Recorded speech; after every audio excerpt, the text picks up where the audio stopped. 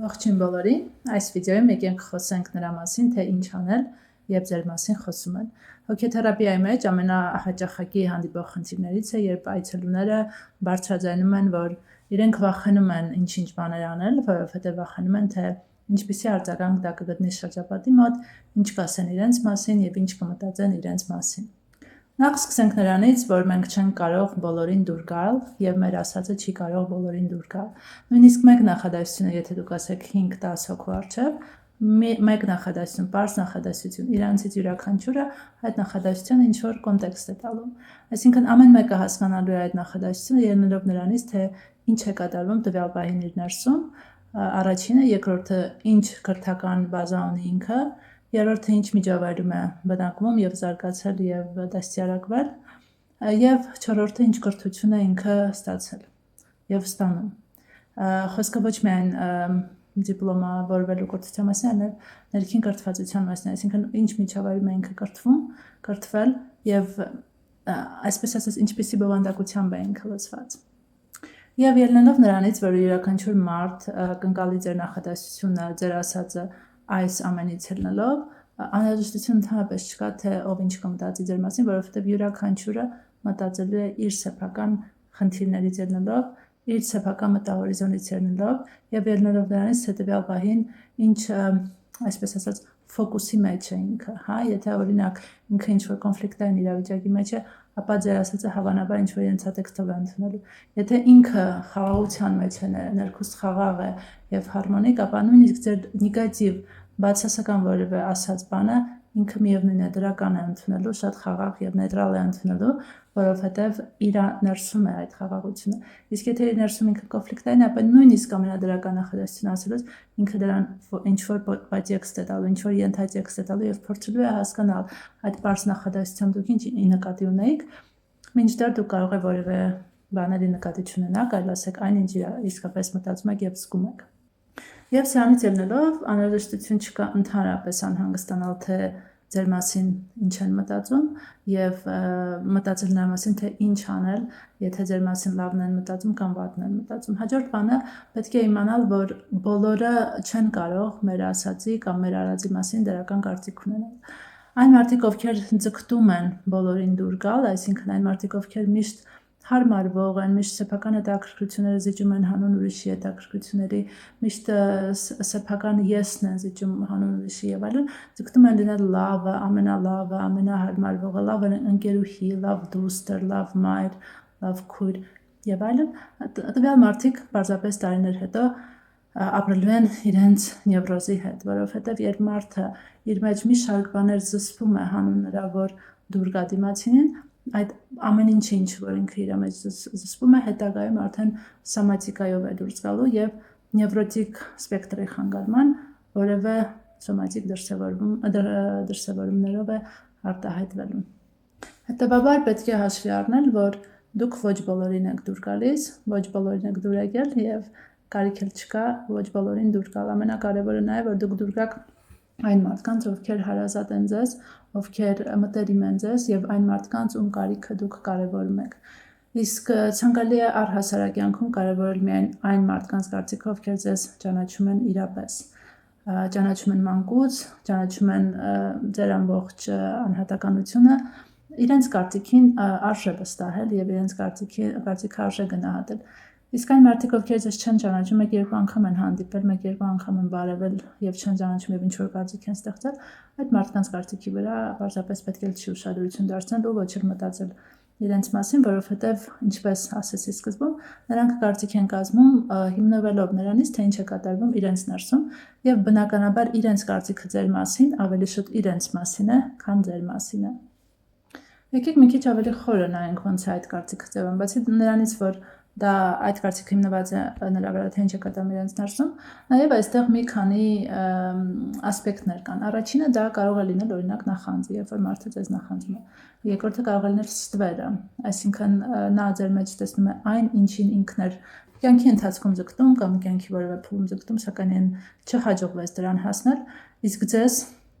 կարծես թե հաջողվեց եւ բնականաբար ինքը ինչու բացասական կարծիք կազմի ձեր մասին, որովհետեւ ըստ իրա ձեզ այդ ամենը շատ հեշտ հաջողվեց, բայց իրեն իր դժվարություններով հանդերձ այն դժվարությունները, որի մեջ ինքը անցել է, այն ամենից չհաջողվեց իրեն հասնել դրան եւ բնականաբար կազմելու է բացասական կարծիք։ Գիտեմ, մեկնաբանություններում գրելու եք, որ կարող է լինել դրական կարծիք, այո, կարող է նաև դրական լինել, բայց այդ դրական կարծիքը կազմում է շատ փոքր տոկոս եւ բնականաբար դրական կարծիքից յուրաքանչյուր մարդ ուրախանում է եւ իրեն լավ է զգում եւ այցելությունների ժամանակ էլ մենք այդ դրականի մասին չենք խոսում, այսինքն մարդիկ չեն անհանգստանում, թե ուրիշները իրենց մասին դրական կարծիք կունենան, հիմնականում անհանգստանում են բացասական կարծիքից, հետեւաբար մենք դա ենք հիմնականում սեանսի ժամանակ վերլուծում։ Այսքանը երկրորդը եւ հաջորդը, եթե նրանք ձեր ետևից են խոսում, պետք է ընդհանրապես հասկանալ, որ նրանք, ովքեր ձեր ետևից խոսում են, գտնվում են ձեր ետևում, դուք առջևում եք, հետեւաբար նայեք նրանց, ովքեր գալիս են դեպի ձեզ, այսինքն հիմնվեք նրանց վրա, ովքեր դրական են տրամադրված ձեր հանդեպ, դեպի ձեզ են գալիս, ձեզ են ընդունում են ձեր ասածը, ձեր էությունը եւ այլն, իսկ բոլոր նրանք, ովքեր ձեր ետևից են խոսում, իրենք գտնվում են ձեր ետևում, հետեւաբար կարիք չկա ուշադրություն դարձնել, հիմնվել եւ էներգիա ծախսել այն մարդկանց վրա, որոնք ձեր ետևում են գտնվում, որոնք պատաբանում են ձեզ եւ այլն,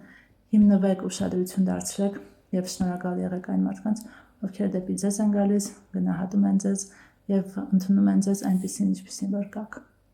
Եվ ելնելով սրանից ապրեք այնպես, ինչպես դուք ուզում եք, արեք այն, ինչ դուք ուզում եք, առանց վախենալու, որ ձեր մասին բացասական կարծիք կկազմեն կամ ձեզ կքննադատեն, կապ չունի դա ով կանի, արեք այն, ինչ դուք եք ուզում, որովհետեւ օրինակ, եթե վախենաք, որ ձեր ամուսինը կամ ձեր կինը վատ կարծիք կկազմի ձեր մասին, ապա որոշ ժամանակ անց ձեր այդ զսպված, ներքուս զսպված եւ չարած ինչ որ գործողության կամ չասած խոսքի արդյունքում դուք այդ զսպված զայրույթը հետագայում արտահայտելու եք այդ անձի նկատմամբ։ Եթե լինի դա ծնողը, հետագայում դա արտահայտելու եք ծնողի նկատմամբ, լինի դա երեխան, երեխայի նկատմամբ եւ այսպես շարունակ։ Եվ երբ որ դուք արտահայտեք այդ զայրույթը, այդ մարդը զարմանա, ասի, ինչ պատահեց, դուք ասեք, ես սա չարեցի կամ սա չասեցի քո պատճառով եւ այլն, այդ մարդը պարզապես ասել է, բայց քեզ ով է խնդրել չանել։ Ուզում էիր անեիր, ուզում էիր ասեիր, քեզ ով է խնդրել, որ չանես հանուն ինձ եւ հիմա էլ զայրանում ես եւ ինձ առհասարակ հասկանալի չէ այդ զայրույթը։ Այս իրավիճակը շատ ծանոթ է ծնողներին, որովհետեւ շատ երեխաներ տարիներ անց սկսում են արտահայտել իրենց զայրույթը ծնողների նկատմամբ եւ ծնողներին դա լրիվ անհասկանալի է լինում, թե ինչի է երեխան, որի համար ինքը այդքան շատ արել է, հանկարծակի արտահայտում իր զայրույթը, շնորհակալության փոխարեն զայրույթ է արտահայտում։ Օրինակ բերեմ, երեխան սիրահարվել է ինչ-որ մեկին, սակայն չի կարող ամուսնանալ կամ չի կարող երեխաներ ունենալ այդ մարդու հետ, որովհետեւ իր ծնողները դեմ են։ Այդ երեխան որոշ ժամանակ անց հրաժարվում է այդ անձից, ամուսնանում է այն մեկի հետ, որին ծնողները կողմ են։ Սակայն այդ մեկի հետ այդպես էլ երջանիկ չի լինում։ Եվ թվում է, թե ընտանեկան կյանքը նորմալ գնում է, սակայն այդ երեխան դժբախտ է, տխուր է, ծնողների հանդեպ անհարգալից է եւ այլն, իսկ ծնողները չեն հասկանում ինչ է կատարվում, չէ՞ որ ինքը ամուսնացել է այն մարդու հետ, ում հետ հանգիստ երջանիկ ապրում է։ Եվ ինքը չեն հասկանում, որ իրենց երեխան իր ընտրյալի հետ չի ամուսնացել։ Եվ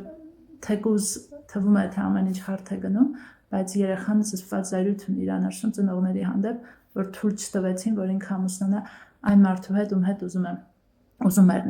նախկինում։ Սրա հետևանք որպես օրինակ կարող է լինել ալկոհոլային կախվածությունը, թմրամոլություն կարող է առաջանալ երեխայի մոտ, որ արդեն երեխա չէ, արդեն մեծահասակ է։ Խաղամոլություն կարող է առաջանալ եւ չկարգավորվող սեռական հարաբերություններ, սեռական պարտներների արագ փոփոխություն եւ այլն։ Հաջորդ օրինակը ձեր երեխան ուզեց դառնա ինչ-որ մասնագետ, նկարիչ, օրինակ կամ կապ չունի, լավ, ինչ-որ մասնագետ, սակայն դուք ուզեցիք, որ ինքը դառնա այլ մասնագետ, որտեղ հաջողությունը ձեզ համար ապահովված է եւ որը նաեւ կապահովի իր ապագա ֆինանսական վիճակը։ Մի 20 տարի, 25 տարի առաջ եւ երբ ես էլ էի ուսանող, մեր ժամանակ դա իրավաբաններն էին, բժիշկներն էին, միջազգային հարաբերություններն էր եւ քաղաքականությունը։ Հետագայում մոտ մի 10 տարի առաջ դա դարձավ IT ոլորտը։ Այսինքն բոլոր ծնողները սկսեցին ուզել, որ իրենց երեխաները դառնան IT ոլորտի մասնագետներ, որովհետև դա էր ապահովելու իրենց ապագան եւ իրենք վստահ են, որ այդ երեխաները ֆինանսապես ապահովված կլինեն։ Բայց երեխաները տարբեր բաներ էին օրինակ ուզում։ Եվ քանի որ իրենց ծնողները չեն թողել իրենց ընտրեն այն, ինչ իրենք են ուզում, արդյունքում իրենք ոչ մի մասնագետ չեն դարել եւ չեն հաջողել այն ոլորտում, որը ընտրել են ծնողների խորհրդով, եւ չեն հաջողել այն ոլորտում, որում իրենք են ուզել գնալ, որովհետեւ իրենք այդ ուղղությամբ չեն գնացել։ Արդյունքում այս երեխան իր հոգատար ծնողներին նույնպես կարող է կոպիտ պատասխանել, անշնորհակալ լինել եւ ծնողը պետք է հասկանա, որ սա գալիս է իր արգելքներից, որը ինքը դրել է ժամանակին երեխայի վրա։ Հետևաբար, սիրելի ծնողներ, թք նման արգելքներ չունեն, դա երեխային տալ ազատություն, որպեսզի ինքը ընտրի այն, ինչ ինքը ցանկանում է ընտրել։ Սրա արդյունքում էլ ինչի եմ այս օրինակը բերում այս կոնտեքստում, որովհետև կարող են էլի խոսակցություններ բացվել այդ մարդու շուրջ, որովհետև ինքը չընտրեց այն, ինչ ինքն էր ուզում, որովհետև վախենում էր կողմնակի խոսակցություններից, եւ ձեզ համար կարող է առաջանալ էլի նման իրավիճակ, որ կողմնակի խոսակցություններ լինեն այն մասին, որ դուք ձեր երեխայի հանդեպ հոգատար եք, սիրող ծնող եք, լավ ծնող եք, բայց ձեր երեխան անշնորհակալ է, որովհետև ինչպես ասեցի, հետագայում կարող է արտահայտվել անշնորհակալ լինելով, ագրեսիայով եւ այլն։ Հետևաբար նման արգելքներ մի դրեք ձեր երեխաներից առջև եւ երեխաները թող ընտրեն այն, ինչ իրենք ուզում են, թող ամուսնան այն մարդկանց հետ, ում հետ իրենք են ուզում եւ թող ապրեն այնպես, ինչպես իրենք են ուզում, որովհետեւ դուք մեծացել եք ուրիշ ժամանակաշրջանում, ձեր ժամանակաշրջանում ակտուալ են այլ բաներ, ձեր երեխաները մեծանում են այլ ժամանակաշրջանում, երբ ակտուալ են այլ բաներ։ Փոխանակ երեխային օգնեք, որ ինքը իր ժամանակաշրջանում առաջընթաց ունենա եւ բարձունքների հասնի, դուք երեխային հետ եք տանում դեպի ձեր ժամանակաշրջան, օրինակ 20-րդ դար, որը 21-րդ դարում արդեն ակտուալ չէ։ Այսքանն է պատրաստել այս հոդվածի համար, ներողություն, այս տեսանյութի համար, խնդրում եմ կիսվեք ձեր կարծիքով մեկնաբանություններում, ձեր կարծիքները, ձեր քննադատությունները գրեք մեկնաբանություններում, այսքանը, առողջ եղեք, լավ եղեք, կհանդիպենք։